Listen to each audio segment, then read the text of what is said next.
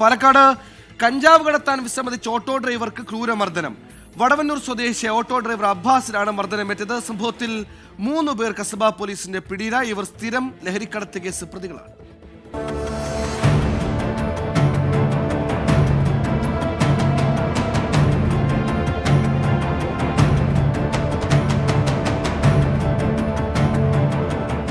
ഈ മാസം 1 വൈകിട്ടാണ് സംഭവം. 3 പേർ പാലക്കാട് കൂട്ടുപാതയിലേക്ക് പോകാൻ അബ്ബാസിന്റെ ഓട്ടോയിൽ കയറി.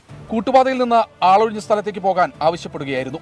എന്തിനാണെന്ന് ചോദിച്ചപ്പോൾ ഭീഷണിപ്പെടുത്തിയെന്നും കഴുത്തിന് കുത്തിപ്പിടിച്ച് മർദ്ദിച്ചുവെന്നും അബ്ബാസ് പോലീസിന് മൊഴി നൽകി.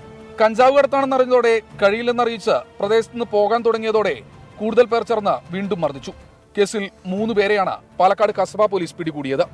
ചന്ദ്രനഗർ സ്വദേശികളായ ജിതിൻ എന്ന ജിത്തു, അനീഷ്, കൂട്ടുപാത സ്വദേശി സ്മികേഷ് എന്ന ഷാജി എന്നിവരാണ് പോലീസിന്റെ പിടിയിലായത്.